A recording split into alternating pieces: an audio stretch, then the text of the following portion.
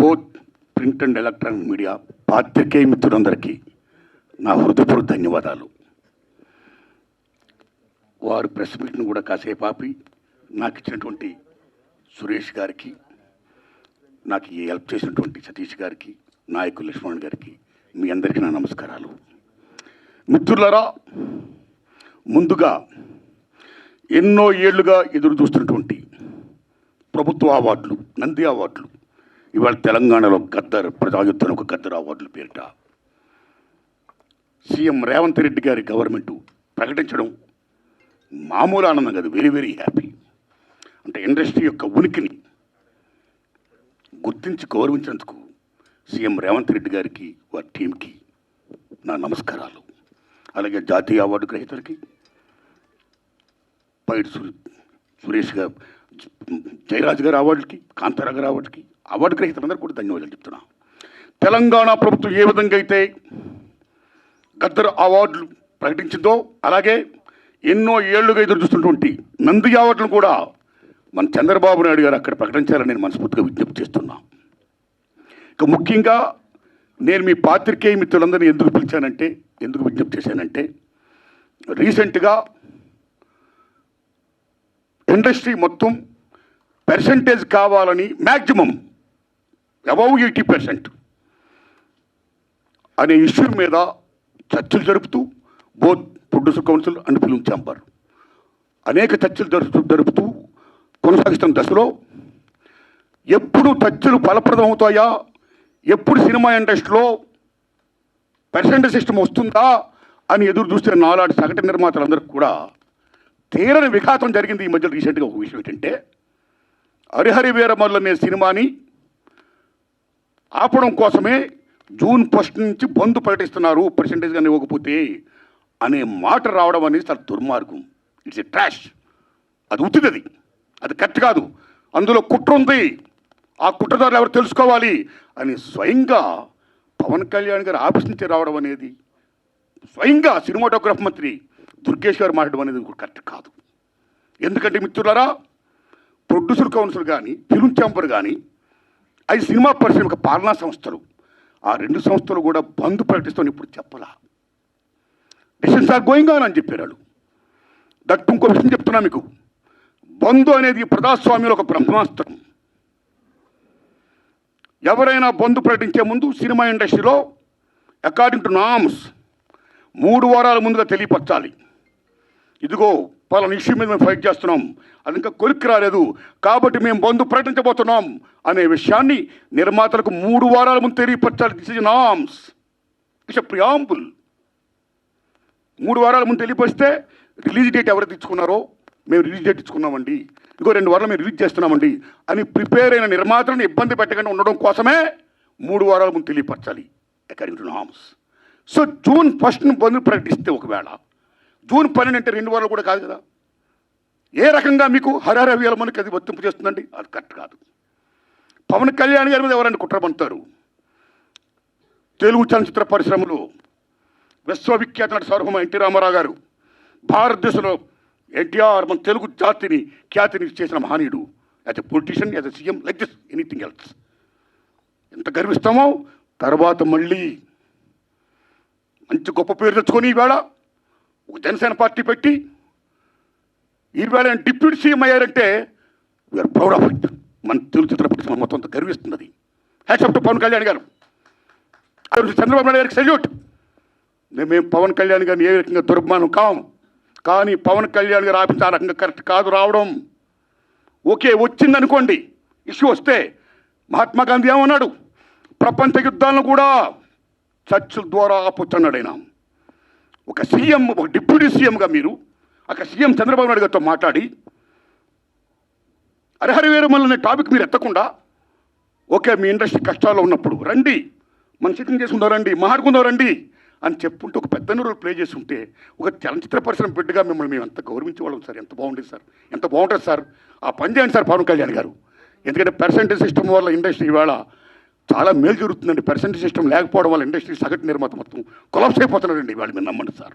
Why? Because all malls, PVRs మొత్తం ఇలాంటివన్నీ వచ్చేసిన తర్వాత సింగిల్ థియేటర్స్ ఇవాళ ఉనికి లేకుండా పోతుందండి. తెలంగాణలో 500 ఉన్న సింగిల్ థియేటర్లు ఇవాళ 200 చిల్లరకు వచ్చేసాయి. ఆంధ్రప్రదేశ్లో 500 పైన ఉన్న సింగిల్ థియేటర్ 300 పైసలకు వచ్చాయి. సింగిల్ థియేటర్ లేకపోతే యొక్క ప్రేక్షకుల పరిస్థితి ఏమిటి? ఇవాళ మాల్స్లోని ఆటల్లోని ఇటువంటి సోకాడు థియేటర్స్లో రేట్స్ ఎంత ఉన్నాయి? ఇవాళ ఎంత పీపచ్చమైన రేట్స్. ఆడికి వెళ్ళి ఏదైనా పాప్కార్న్ తింటేనే 500 రూపాయల, డ్రింక్ 200 రూపాయల, టికెట్ మొత్తం 200, 300 ఇలాగ అనుకుంటే సగటు ప్రేక్షకుడు ఎక్కడ సినిమా చూడగలుగుతాడు? ఏ రకంగా వెళ్ళగలుగుతాడు? ఇవాళ భారతదేశంలో సినిమా పరిశ్రమ అనేది సామాన్యుడికి వినోదం. అలాంటి వినోదాన్ని సగటు మనిషికి దూరం చేస్తుంది ఇవాళ బికాస్ ఆఫ్ దీస్ పాలసీస్. కాబట్టి సింగిల్ థియేటర్ని బతికించుకోవాలి, దానికి పర్సంటేజ్ సిస్టమ్ కావాలి. ఈ పర్సంటేజ్ సిస్టమ్ అనేది ఇప్పుడు నుంచి కాదండి. నేను ఎందుకు ప్రశ్న పెట్టానంటే since 25 years the issue is going on. ఈ పర్సంటేజ్ కావాలని కోరిన వాళ్ళు మేము కూడా ఒకటి, నేను కూడా ఒకనండి. ఆ రోజుల్లో మీరు నమ్మని మిత్రులలో కేఎల్ నాన్నగారు ఉన్నప్పుడే ప్రొడ్యూసర్ కౌన్సిల్ అధ్యక్షుడిగా మేము విజ్ఞప్తి చేశాం.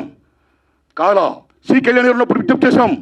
కాలా కిరణ్ గారు ఉన్నప్పుడు విజ్ఞప్తి చేశాం. కాలా అలాంటి దశలో మీరు నమ్మండి, ఇదే ఫిల్మ్ ఛాంబర్ ముందు టెంటలు వేశాం. అక్కడ ఓ సురేందర్ రెడ్డి గారు, ఓ నట్టి కుమార్ గారు, ఓ మోహన్ గారు, ఓ బెక్కం వేణుగోపాల్ గారు, నేను ఇంకా అనేక మందిని ఈ ఉద్యమాలు చేస్తున్నప్పుడు ఆదిశేషవరరావు గారు, తమ్మిడి భరద్వాజ్ గారు, కేఎస్ రామారావు గారు, చంద్రబాబు శ్రీనివాసరావు గారు, అచ్చిరెడ్డి గారు, కృష్ణారెడ్డి గారు పెద్ద మంది సంఘీభం ప్రకటించారు. ఎన్ని చేసినా ఏమీ కాల. వెళ్ళి స్వయంగా నేను వెళ్ళి రామారాయణ గారు రిక్వెస్ట్ చేశా, నారాయణ పర్సంటేజ్ సిస్టమ్ కావాలి, అది మంచిది, ఈ సిస్టమ్ ఉండకూడదు, రెండో సిస్టమ్ ఉండకూడదు, నేను సురేష్ బాబుతో మాట్లాడతాను, I am with you, I am with that moment అన్నాడు రామారాయణ గారు. మహానుభావుడు కీర్తిశేషులు అయ్యారు. అది ఇప్పుడు తత్తులు ఫలపరం కాల. ఆ తర్వాత అల్లు అరవింద్ గారిని రిక్వెస్ట్ చేశాం. నారాయణమూర్తి అందరం కలిసి చర్చించుకున్న విషయం మీద ఏది మంచిగా చేద్దామన్నాడు ఆయన. కానీ మంచి అనే పర్సంటేజ్ జరగల. మళ్ళీ సునీల్ నారాయణ గారిని రిక్వెస్ట్ చేశాం. అందరూ ఏం చెప్తా అదే మేము చేస్తామన్నాడు ఆయన. కానీ ఇది మంచి జరగల, పర్సెంట్ సిస్టమ్ ఇంప్లిమెంట్ కాలా. దిల్ రాజు గారిని రిక్వెస్ట్ చేశాం. నిజంగా దిల్ రాజు గారు నేను పర్సెంట్ సిస్టమ్కి యాక్సెప్ట్ అన్నాడు ఆయన ఆర్టీస్లో. కానీ ఫలప్రదం కాలా. ఆ టైంలో అప్పుడు ఇండస్ట్రీ పెద్ద మహానుభావుడు మా గురువు దాసనారాయణ ఇంట్లో మా గురువు గారు కేఎస్ రామారావు గారు, తమ్మిడి భరద్వాజ్ గారు, నేను, సి కళ్యాణ్ గారు అందరం మీట్ అయ్యాం. మీట్ అయిన తర్వాత VNR Nageswararao distributor from Telangana, percentage system కావాలి, ఏ సిస్టమ్ కావాలి, ఆక్యుపేషన్ పర్సెంటేజ్ కావాలని కొందరు, 50-50 కావాలని కొందరు, ఇలా రకరకాల మాడుతున్నప్పుడు ఇది తప్పకుండా తేలుతాం. ముందు పర్సెంటేజ్ సిస్టమ్ పెట్టాలి, రెండో సిస్టమ్ ఉండకూడదు, లీ సిస్టమ్ ఎత్తేయాలి అనే దాన్ని ముందు మీరు తీసుకురండి అని మేము విజ్ఞప్తి చేస్తే మా గురువు దాసనారాయణ దాన్ని యాక్సెప్ట్ చేశారు, ముందు తీసుకుని వెళ్ళారు. కానీ ఫలప్రదం కాల, ఇంప్లిమెంట్ కాల. లేటర్ ఆఫ్ ఇండస్ట్రీ పెద్ద చిరంజీవి గారి దగ్గరికి వెళ్ళాం. ఇది ఇష్యూ మీద రైజ్ చేశాం, విజ్ఞప్తి చేశాం. టికెట్స్ రేస్ పెంచుద్దని చెప్పడం విషయంలో కానీ ఈ ఇష్యూలో కానీ ఆయన కృషి చేశాడు. మరీ ఫలప్రదం కాల. So this is a very big issue. Since 25 years this percentage system is going on, the issue is going on, not clearing. అది కావాలి. అలాంటిది ఇవాళ పర్సెంటేజ్ సిస్టమ్ కొలుక్కొచ్చే దశలో హరిహరి వీరమ్మలకి దీనికి ఒక లింకప్ పెట్టి ఏం సంబంధం అండి? ఏమీ సంబంధం లేదు. ఈ రకంగా దాన్ని ఇచ్చేస్తారని చెప్పి ఈ పర్సెంటేజ్ సిస్టమ్ అనే ఇష్యూని పక్క తోసేసేసి హరిహరి వీరమ్మని ఫోకస్ చేయడం అంటే ఎంత దూరం ఉండేది? అది కరెక్ట్ కాదండి. అందుకని నేను మనస్ఫూర్తిగా ఇది ఫీల్ అయ్యే నేను చెప్పడం కోసమే నేను విజ్ఞప్తి చెప్తూ పవన్ కళ్యాణ్ గారిని విజ్ఞప్తి చేస్తున్నా, నేను చంద్రబాబు నాయుడు గారిని విజ్ఞప్తి చేస్తున్నా, దుర్గేష్ గారిని విజ్ఞప్తి చేస్తున్నా. పవన్ కళ్యాణ్ గారు మాట చెప్పారు, ఇండస్ట్రీ వారు వచ్చి గవర్నమెంట్ ఏర్పడ్డ వెంటనే వచ్చి పలకరించవచ్చు కదా, మర్యాద పూర్వకంగా కలవచ్చు కదా అన్నారు. నేను శభాష్, కలవాలి, రాజులు మీరు, కలుస్తాం. కానీ ఒక విజ్ఞప్తి చేస్తున్నాం. పూర్వకాలంలో రాజుల దగ్గరికి ఏదైనా ప్రజలకు సమస్య వచ్చినప్పుడు ధర్మగంట కొడితే లోపలికి వెళ్ళేవారు. దాని బిఫోరే రాజులే ప్రజల దగ్గరికి వెళ్ళేవాళ్ళు, రక్తబండి పెట్టేవారు. మీ ప్రజలకు ఏం సమస్య ఉంటే రండి చెప్పండి అని అడిగేవాడైనా అక్కడక్కడిగా తీర్పులు చెప్పేవాడు, సాల్వ్ చేసేవాడు, ప్రజలకు మేలు చేసేవాడైనా. ఇదిగో మా ఊరికి చెరువు కావాలి, మా ఊరికి విద్య కావాలి, మా ఊరికి వైద్యం కావాలి, లైక్ దిస్. అలాగా మీ మినిస్టర్లు కూడా అయిన వెంటనే ఇండస్ట్రీని పిలిచి రండి, మీకేం సమస్యలు ఉన్నాయి, నేనేం చేయాలి, మేమేం చేయాలి అని చెప్తే మేము కూడా ఎంత ఆనందపడేవాళ్ళం అండి. మేము మీ బిడ్డలు అండి, చిల్డ్రన్ ఆఫ్ ది స్టేట్. మేము మీకు ఓట్లు వేసిన వాళ్ళమి, మిమ్మల్ని లెక్కించిన వాళ్ళమి, మీ బిడ్డలం మేము. You must be respect the people the same time who must respect the government. It's vice versa. So my humble request, దయించి ఈ పర్సెంటేజ్ సిస్టమ్ పక్కకి పెట్టేయకుండా పర్సెంటేజ్ సిస్టమ్ అనేది మెయిన్ ఇష్యూ కాబట్టి. ఎందుకంటే ఆల్ మాల్స్ ఇవాళ ఆక్యుపై చేసి 50% దే ఆర్ టేకింగ్. కార్పొరేట్ సెటప్తో కూడుకొని ప్రైవేట్ సంస్థలు ఏమైతే ఉన్నాయో ఆ కార్పొరేట్స్ అందరూ కూడా వాళ్ళు దే ఆర్ గెటింగ్ 50%.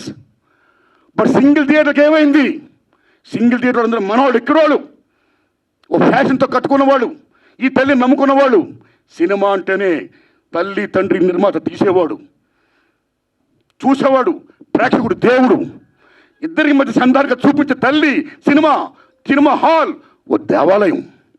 ఆ దేవాలయాలు బాగుండాలి. ఇవాళ ఎన్ని దేవాలయాలు కళ్యాణ మండపాలు అయిపోతున్నాయి, ఎన్ని దేవాలయాలు ఇవాళ మూసిపడిపోతున్నాయి. Because this system. కాబట్టి మల్టిపుల్ నేషన్స్, ఈ ప్రైవేట్ కంపెనీస్, ఈ కార్పొరేట్స్ అందరూ వచ్చేసిన తర్వాత చిన్న చేపని పెద్ద చేప, చిన్నమాయని పెద్దమాయని పెంగళ నాగేంద్ర గారు మాయాబజార్ చెప్పినట్టు ఇవాళ they are occupying they like octopus. కాబట్టి చిన్న నిర్మాతని బతికించుకోవాలి, సింగిల్ థియేటర్ని బతికించుకోవాలి.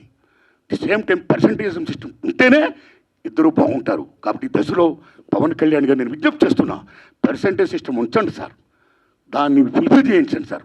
అది ఎలా చేస్తే బాగుంటుందో ఆలోచించి దానికోసం మీటింగ్ పెట్టి సక్సెస్ చేయించండి సార్. ఈ దశలో producer council and film chamber నేను విజ్ఞప్తి చేస్తున్నాం. ఆల్రెడీ మీరు విశాఖపట్నంలో మీటింగ్ అయ్యారు. ఏ మీటింగ్ చేసుకున్నా సరే 25,000 బట్టి రావణ కాష్టంలా కాలుతున్న ఏ పర్సెంటేజ్ సిస్టమ్ అయితే ఉందో దాన్ని మీరు మళ్ళీ పక్కకి దోసేయకుండా, ఏదేదో దాన్ని అడ్డం పెట్టి దాన్ని మళ్ళీ అడ్రస్ లేకుండా చేయకుండా ఆ పర్సెంటేజ్ సిస్టమ్ విషయంలో కొలిక్కొచ్చి ఇంప్లిమెంట్ చేసి సగటు నిర్మాతను బ్రతికించండి. అప్పుడే మా సినిమాలు చూస్తారు జనం, లేకపోతే ఓటీటీలు చూస్తారండి. ఇవాళ మాలా జనం రావాలి. జనం రావాలంటే బడుగు బలహీన వర్గాలు రావాలంటే ఎక్కడ వస్తారండి? వాళ్ళ కొలత డబ్బులు పెట్టి ద కాంట్ కమ్. ఆ ఓటీటీలు వస్తుంది చూద్దాంలే. ఎన్ని సినిమాలు ఇవాళ బాగా ఆడుతున్నాయండి? పర్సెంటేజ్ సిస్టమ్ ఎంత తగ్గిపోయిందండి. కాబట్టి సినిమా బతకాలన్నా, సగటు నిర్మాత బతకాలన్నా 80% ఆఫ్ ఇండస్ట్రీ బతకాలన్నా మనుగడ ఉండాలి. సరే, పర్సెంటేజ్ సిస్టమ్ కావాలి. ఆ సిస్టమ్ కోసం పెద్దలందరూ కృషి చేయాలి. Film chamber and producer council ఆ విషయంలో నిర్ణయం తీసుకోవాలి. గవర్నమెంట్ కలాలి. అపాయింట్మెంట్ అంతకంటే ఆనందం పెట్టండి. మీరు వెళ్ళండి, కలవండి, మన డిమాండ్స్ చెప్పండి, పర్సెంటేజ్ సిస్టమ్ కావాలి, ఇంప్లిమెంట్ చేయండి అని విజ్ఞప్తి చేయండి. అదే నా విజ్ఞప్తిగా భావిస్తూ ఇక రేట్లు మాట్లాడింది వచ్చిందా? Thank you. మైక్ రాలేదంటే ఇక ఈ రేట్ల విషయం మాట్లాడేసి నేను నిన్న పని చూసుకుంటానని మిమ్మల్ని డిస్టర్బ్ చేయనండి. సురేష్ అన్న, రేట్లు చాలా ఇంపార్టెంట్ అండి. మీరు నమ్మండి, భారతదేశంలో 1961 తర్వాత థియేటర్లో ఏ రేట్లు పెట్టాలి, ఎలా పెట్టాలి, భారతీయుల యొక్క తలసరి ఆదాయాన్ని బట్టి, జీవన ప్రమాణాలను బట్టి రేట్లు నిర్ణయించినప్పుడు గవర్నమెంట్ ఒక కమిటీని వేసి ఓ నేల, ఓ బెంచి, ఓ కుర్చీ, ఓ బాల్కనీలై తరగతులు సృష్టించింది. ఈవేళ నేల లేదు, బెంచీ లేదు, ఒకటే క్లాసు లేకపోతే 2 క్లాసులు, మొత్తం థియేటర్స్ మొత్తం ఆ రకంగా చేసేసారు. ఓకే, ఇక రేట్లు అనేది ఏమవుతున్నాయో సిస్టమ్ ప్రకారం గవర్నమెంట్ ఏదైనా ఒక రేటు పెడితే ఆ రేట్ని అందరూ కూడా హానర్ చేయాలి. అలాగ హానర్ చేయకుండా ఈ మధ్య కాలంలో చాలామంది భారీ చిత్రాలు తీసే నిర్మాతలు వాళ్ళు ఓ వేల కోట్లు పెడుతున్నారు. ఓకే, హ్యాట్సప్, సెల్యూట్, కేపబిలిటీ ఉంది, పెడుతున్నారు, మనం గర్విస్తున్నాం, సంతోషమే. కానీ అలా పెట్టే నిర్మాతలు చాలామంది ఏం చేస్తున్నారంటే, మా సినిమాకి చాలా ఖర్చు అయిపోయింది కాబట్టి రిలీజ్ ముందు రేట్లు ఎక్కువ పెంచితే మేము సేఫ్ అవుతాం అని ఒకటి పెట్టడం వల్ల, నిజం చెప్పండి తమ్ముళ్ళారు, మీరు నిజం చెప్తున్న ఫ్రాంక్గా, ఆ రకంగా పెట్టడం వల్ల దాన్ని గవర్నమెంట్ యాక్సెప్ట్ చేయడం వల్ల మామూలు హారం జరగట్లా సగటు చిత్రానికి. అలాగే ప్రేక్షకులకు డబ్బు ఎంతమంది దగ్గర ఉంటుందండి? పేదవాడికి సినిమా ఎవరు ఉంటుంది, డబ్బు ఉన్నవాడికి సినిమా ఎవరు ఉంటుంది. డబ్బు ఉన్నవాళ్ళు హ్యాపీగా చూడగలుగుతారు, పేదవాళ్ళు ఎక్కడ చూస్తారండి? అప్పు సప్పులు చేసి మరీ చూస్తారండి. ఇంత రేట్లు పెంచిస్తే పాప్కార్న్ బీభత్సం రేటు చూస్తే కనీసం 1000 రూపాయలు 1500 ఉంటేనే కానీ వేళ సినిమా చూడలేకపోతున్నాడండి. సో సగటు ప్రేక్షకుడికి వినోదం అనేది చాలా చౌకగా వచ్చే సినిమా ఈవేళ కాస్ట్ అయిపోతే ఈ రేట్లు పెట్టడం వల్ల అదేం ధర్మం అండి? ఇదేం సంక్షేమ రాజ్యం అండి? What are respecting the system of the government. ఒక రేట్లు పెడితే ఎవరికైనా రేట్లు అలాగే హానర్ చేయాలి. వై? బికాస్ మీరు భారీ బడ్జెట్లు పెడుతున్నారు, పెట్టుకోండి. మీరు గొప్పగా తీస్తున్నారు, తీయండి, మేము గర్విస్తున్నాం. ప్రేక్షకుడికి ఎన్ని ఎందుకండి? సినిమా బాగుందో లేదా, దట్స్ ఆల్. సినిమా బాగుంటే చూస్తాడు, చూడడం. రేట్లు పెట్టడం పెట్టకపోవడం అనేది అది మీ ఇంట్రెస్ట్ పడి ఉంటుంది. భారీ సినిమాలు తీస్తున్నారు, ఓకే, సెల్యూట్. దానికి వాళ్ళ మీద రుద్దకూడదు. బాగుంటే ఆ డబ్బులు వాళ్ళు ఏం పెడుతున్నారు, ఆ డబ్బుతో మీరు కోట్లు సంపాదించవచ్చు. ఉదాహరణ, హాలీవుడ్లో 10 కమాండ్మెంట్స్ సెసిల్ పెట్టి ఇమ్మీడియట్ తీశాడు ఆయన. మామూలు బడ్జెట్ కదా, వేలాది కోట్ల సినిమా పెట్టి తీశాడు ఆయన. అండ్ బెన్హార్ వేలాది కోట్లు పెట్టి తీశారు ఆ సినిమాలు. మీరు నమ్మండి, 2 సినిమాలు కూడా బీభత్సమైన hits. And gone with the wind. ఆ సినిమాలకి ఆ రోజుల్లో కోట్లు ఖర్చు అయితే మళ్ళా కోట్లు చేసి మీరు నమ్ముతారా తమ్ముళ్ళారా, గూడ్స్ బళ్ళల్లో డబ్బులు తీసుకొని వెళ్ళేవారు. అదే రేట్లు.